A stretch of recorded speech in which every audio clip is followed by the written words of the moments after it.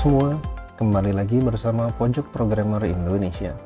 Kali ini kita akan membahas tentang bagaimana membuat sebuah desain database yang baik dan benar. Oke, sebelum kita masuk ke studi kasus kita, ada beberapa tips yang bisa kita terapkan ketika membuat sebuah desain database. Pertama, kapan kita pilih relational database dan kapan kita pilih NoSQL database. Itu bisa kita tentukan dengan beberapa pertanyaan berikut ini atau beberapa kriteria berikut ini.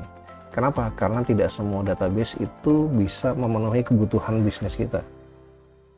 Dan sekarang banyak perusahaan yang memanfaatkan keduanya. Relational dia pakai, non-relational atau NoSQL juga dia pakai.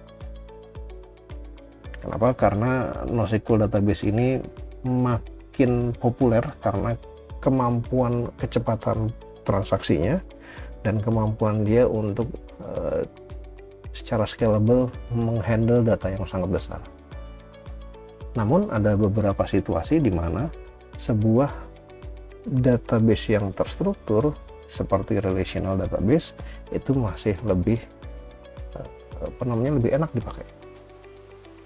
Oke, kapan kita pilih relational database management system? Yaitu ketika kita butuh ACID compliance, atomicity, consistency, isolation, and durability. NoSQL tidak bisa memberikan ini. Kemudian kita pilih RDBMS ketika data kita terstruktur dan tidak berubah. Kolom struktur tabelnya, field-fieldnya tidak berubah. Itu kita pilih RDBMS, Relational Database Management System. Kemudian kita juga butuh sesuatu yang proven, teknologi yang sudah teruji. Ini RDBMS ini sudah dari tahun 70-an dan sampai sekarang banyak penggunanya gitu ya. Tapi mungkin kita bisa memikirkan untuk menggunakan NoSQL ketika kita mau menyimpan data yang sangat besar tapi tidak terstruktur. Artinya kita nggak jelas, nggak harus kolomnya sama. Kalau RDBMS kan semua kolomnya, semua row harus sama. NoSQL tidak harus. Kemudian kita memanfaatkan teknologi cloud dan storage. Kemudian juga memungkinkan kita, jika kita ingin scalable, ya mungkin kita manfaatkan NoSQL. Kemudian pada saat kita bekerja di project yang simple, yang nggak terlalu bergantung dengan project lain, mungkin kita bisa pikirkan untuk menggunakan NoSQL. Dan ketika kita butuh langsung coding, rapid development, NoSQL itu cocok sekali. Oke, ini tadi tentang kapan kita pilih NoSQL atau RDBMS. Ketika kita pilih RDBMS, ada beberapa desain tips yang sebaiknya kita ikuti, yaitu selalu gunakan bahasa Inggris. Ini saya sih ya sebenarnya, nggak harus semua orang ikut, tapi ini best practice lah. Gunakan English untuk semua table dan field, dan konsisten. Kalau mau pakai Inggris, Inggris semua. Kalau mau pakai Indonesia, Indonesia semua. Kemudian kalau pakai Inggris, kalau misalnya semuanya jamak atau plural, ya semuanya jamak. Atau kalau semua satu singular, ya semuanya singular atau single. Jadi konsisten, Inggris semua, dan kalau misalnya dia jamak semua gitu ya. Kalau mau Indonesia semua juga gitu ya. Jangan sampai nggak konsisten. Kemudian penamaan pun harus konsisten. Sebagai contoh, untuk table katakanlah school atau student course atau course ID. Kemudian fieldnya juga kalau misalnya menggunakan ada ID-nya di belakang, course ID, ya mungkin schoolnya school ID gitu ya, jangan ID school gitu. Jangan terbalik-balik gitu, nggak konsisten gitu. Kemudian nggak perlu juga, karena kita ngomong RDBMS itu adalah komponen utamanya adalah table. Jadi ketika kita memberi nama sebuah table, nggak usah dikasih prefix TBL, atau dikasih belakangnya school table, nggak perlu.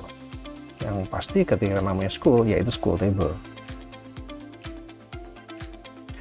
Kemudian ini wajib password harus di-encrypt ketika disimpan di dalam database. Boleh encrypt, boleh hash, terserah, tapi jangan plain. Kemudian menggunakan field ID untuk